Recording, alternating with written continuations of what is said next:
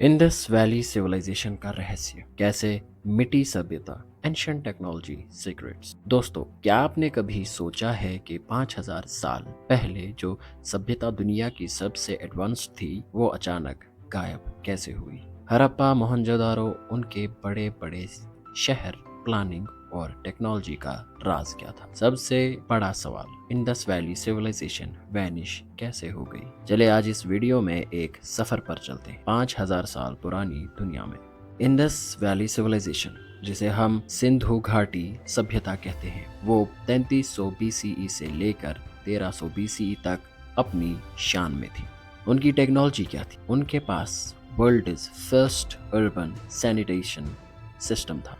हर घर में बाथरूम और underground drainage system. Brick making का इतना एक्यूरेट सिस्टम था कि हर ब्रिक यानी हर ईंट का रेशो 1:2:4 था। Modern construction standard, granaries, water reservoirs और डॉकयार्ड्स। हाँ, डॉकयार्ड्स। उनके पास ट्रेड के लिए एडवांस्ड मैरीटाइम टेक्नोलॉजी भी थी। छोटी छोटी चीजें जिसे standardized weights and measures, which means economy properly structured थी। बटन और डेंटल सर्जरी जैसे इन्वेंशन भी वहाँ मिले।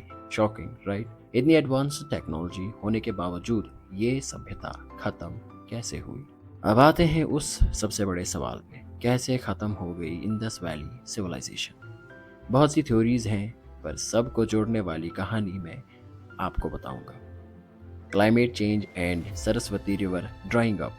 दोस्तों, एक वक्त था जब सरस्वती और इंडस दोनों रिवर्स इस सभ्यता की लाइफलाइन पर लगभग 1900 बीसीई के आसपास सरस्वती रिवर सूख गई। सीवियर ड्राउट और मॉनसून फेलियर्स ने लोगों की जिंदगी को तोड़ के रख। मैसिव फ्लड्स, आयरॉनिकली कहीं ना कहीं पहले ड्राउट और मोहनजोदारो जैसे शहरों में फ्लडिंग के साइंस मिले। ये फ्लड्स इतने ज़्यादा थे कि शहरों का इंफ्रास्ट्रक्चर भी बर्बाद हो गया। टेक्टोनिक एक्टिविटीज यानी अर्थक्वेक्स। जियोलॉजिकल रिपोर्ट्स कहते हैं कि टेक्टोनिक शिफ्ट ने रिवर्स के कोर्स को बदल दिया और इस वजह से पूरी इरिगेशन सिस्टम कोलैप्स कर लोगों को माइग्रेट करना पड़ा। इन्वेजन थ्योरी, कुछ हिस्टोरियंस कहते हैं कि आर्यन इन्वेजन हुआ, लेकिन आज के डीएनए स्टडीज और आर्कियोलॉजी ये दिखाती है कि वाइल्ड डिस्ट्रक्शन नहीं हुआ, बल्कि एक gradual decline. Economic collapse, trade routes बंद होने लगे और मेसोपोटामिया और इजिप्ट के साथ ट्रेड होना खत्म हो, फिर इकोनॉमिक